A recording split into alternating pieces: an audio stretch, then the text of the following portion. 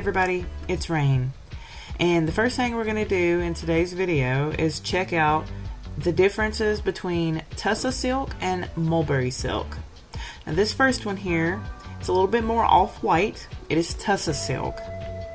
It is more off-white like I said, and it has a little bit more crimp and wave to it, and it's not nearly as fine as mulberry silk, but it's also quite a bit stronger. And now this is mulberry silk. It is almost like a lustrous white color, pure white, at least this mulberry silk that I have. And it is finer, it's quite a bit shinier, and here's a good comparison of them together. You can see the differences. They're both gorgeous fibers to work with. So I've decided that we are going to use Baby Blue Eyes and Olive Brown today. Both are by Dharma, and I think we're going to use the Baby Blue Eyes on the mulberry silk and the Olive Brown on the Tussa silk. If you look at Olive Brown, it has a lot of purple aspects to it, so we're going to see how that turns out. I think it's going to be beautiful. So the first thing I'm going to do, I'm going to take my Tussa silk and I'm going to go ahead and unbraid it.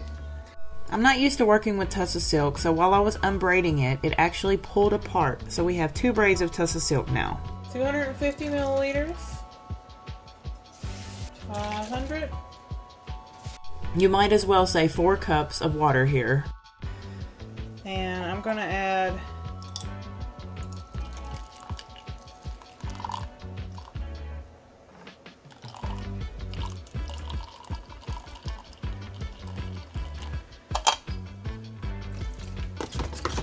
$75 milliliters of olive brown dye.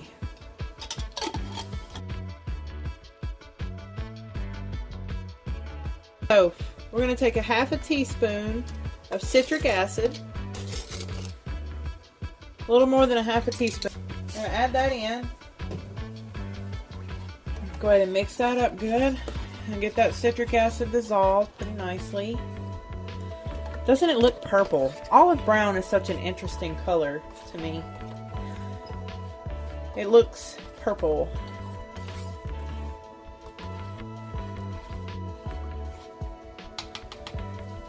Toss this right in. Now it broke into 2 braids for me, and that's okay.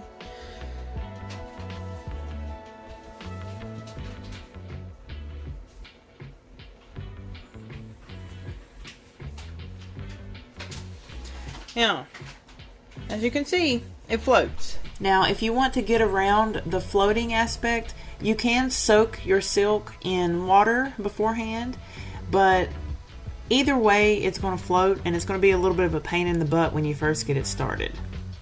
So this is after I've been pushing it down for quite a bit and got it all nice and saturated. And one of the things I do along the way is to pull the fibers open, especially if you're using this citric acid method. When you add citric acid to it like this in the beginning, it's just going to stay mainly on the outside of the fiber and get really deep and dark on the outside, and the inside is going to stay white. So I pulled apart the fibers a little bit, and I'm going to show you what I use this technique for, and you can get some really stunning effects with it. Wait until you see this braid in the end, what we have planned for it. Now, I also wanted to try a different experiment. This is the whole reason for this video, because I normally dye my silks like I do my wool. I soak it in citric acid and water before, and then just put it in my dye water like you see here.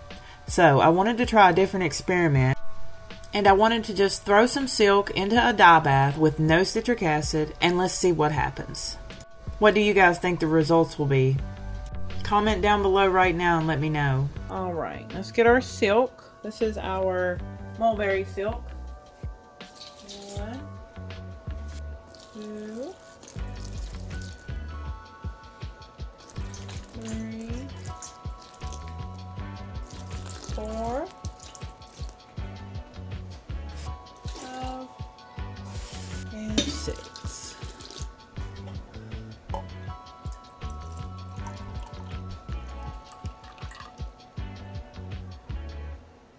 We're going to go ahead and add the whole 100.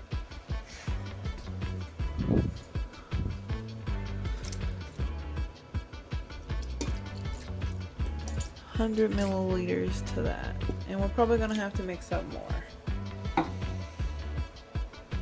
So if you didn't catch that, I added 8 cups of water, just plain tap water, and 100 milliliters of a 1% stock solution of Baby Blue Eyes by Dharma.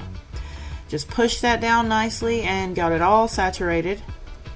And it does take some time and pushing to get it to sink all the way and get saturated, but I've never felted it, so there's that.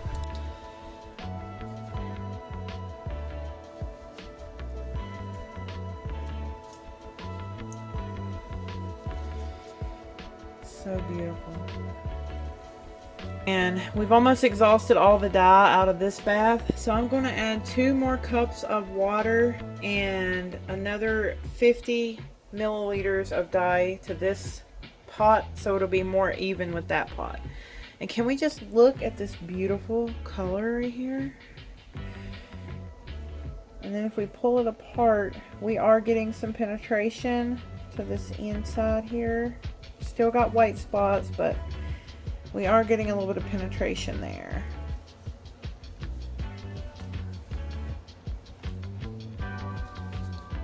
Another 2 cups of water to this.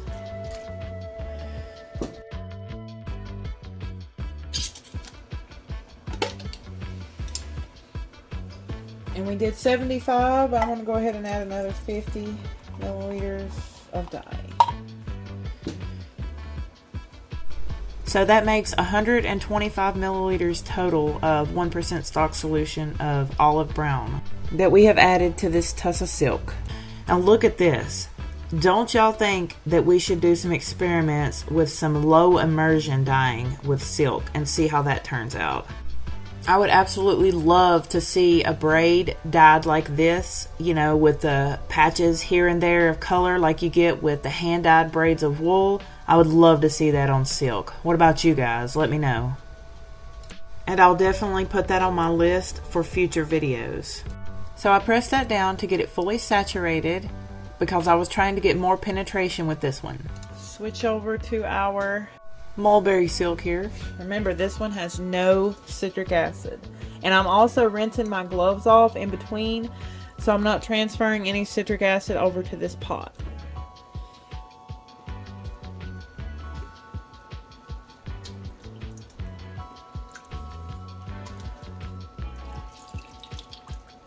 So our blue silk, the dye is getting quite exhausted in there, as you can see. So I'm going to go ahead and add about another 50 milliliters of dye to this. Still no citric acid. And we're going to let that sit and see how that does. I went ahead and mixed up some more Baby Blue Eyes. And I used hot water. This really doesn't felt, so you don't have to worry about it felting. Adding hot water to this cold water that's been sitting should be just fine.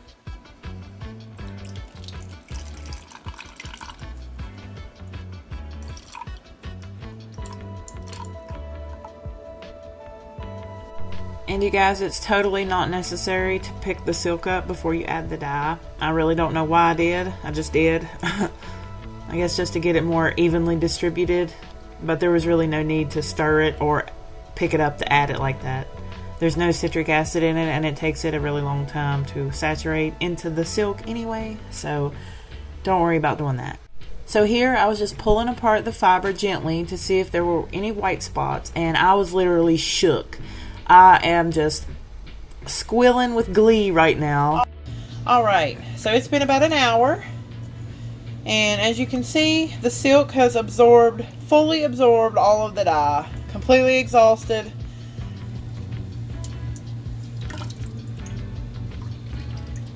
Beautiful. So we're going to wash it and see what happens. I was squealing with glee because I found a way to finally dye silk top without getting white spots all through the middle, which I should have known citric acid was a culprit. I love to use this clear ivory dish soap. It smells amazing and it's nice and gentle on your fibers. So I went ahead and went straight in with a wash after all the dye had exhausted, and that is not what I recommend you to do. I recommend you to add quite a bit of citric acid, maybe a teaspoon or more. And you got to remember, vinegar is different than citric acid. You don't need nearly as much citric acid as you do if you're using vinegar to set your dyes.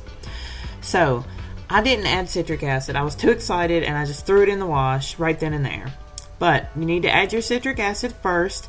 Let that soak for, I would say, at least 30 minutes, and then wash it. And I promise you won't have nearly as much bleeding.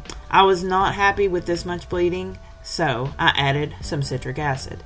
And I let it sit, probably not long enough, probably about 5 or 10 minutes, even if that. And then pressed that in and went ahead and went in with soap again and washed it. And we had a lot less bleeding this time around. So, you live and you learn. I'm just very excited that I found this new technique with silk. And that is how much bleeding we had after soaking with citric acid, probably only for about 5 minutes. And then went straight right back in with the soap. And then here's our second rinse after that second wash after the citric acid soak. This is how I like to hang my silk up to dry. I'll take it, the end of it piece by piece, and go ahead and thread it through a hanger, just a normal plastic coat hanger like this. And I'll put it between my middle finger and my pointer finger and squeeze the dye like that and flatten it. I like to have it flattened while it is drying. I feel like it dries a lot faster that way, and it doesn't get all balled up and just look awful. It looks a lot better, especially if you're going to be selling it, taking pictures of it, anything like that. Highly recommend doing this with your silk top.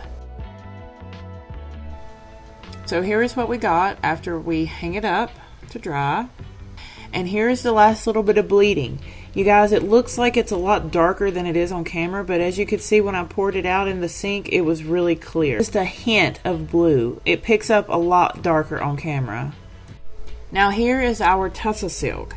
I decided to go with that beautiful olive brown. I wanted to add a little bit of pink. So I tried another experiment. I seen how nicely the blue worked without citric acid. So I took this braid after it was exhausted with the olive brown, washed all the citric acid off, and put it back into the dye pot with about 50 to 75 milliliters of peach blush and let that sit. And the last clip you saw was right before it was exhausted, and then this was an hour after. It was completely exhausted, and the pink had covered all of the white spots, at least all the ones that I could see or tell. And I was very happy with that. But I put it in this rinse right here to see what we were dealing with, bleeding wise. And I'd seen that we had some bleeding and remembered, hey, I needed to add some citric acid to this to keep the bleeding at a minimum. But my problem was I was in a hurry and I didn't let it soak long enough. So I fully believe if I had let this soak for a good 20 to 30 minutes, I wouldn't have had nearly as much bleeding as I did have. So this is the first real wash with Ivory dish soap. So we washed that up nicely, and as you can see, the only thing that's bleeding is that peach blush. The olive brown is completely set, completely fine. It's not bleeding at all. And it's still a pretty minuscule amount of bleeding considering that we didn't use any heat whatsoever on this silk. So all in total, I washed this Tussa silk twice, and I rinsed it probably about 8 times. And I'm not going to include all of the rinsing, but I am going to show you the first and the last couple, and you guys can be the judge. I do believe if you let it soak long enough in enough citric acid, you do not need any heat to set silk. But I want to know your guys' thoughts on this. If you think this tiny amount of bleeding is enough to warrant using heat, or if you think that amount of bleeding is okay. Let me know in the comments below. Do you think it would cause problems after spinning or in future projects? But anyways, I do want to let you know these two skeins are going to be up for sale along with a few others that I've dyed, and they used heat on those. These are the only two that didn't use heat, so be aware of that. They will be listed in my Etsy shop today or tomorrow. You can check the description box or go to rainfiberarts.com. So here is how the finished braids of silk turned out. I'm absolutely in love with the mulberry and the tussa both. I think they're gorgeous. They both have their own unique characteristics about them. And don't forget to leave me a like if you enjoyed watching this video, if you learned anything. Comment below and check out my other videos and subscribe if you want to see more. Thank you so much for watching. I'll see y'all later. Bye.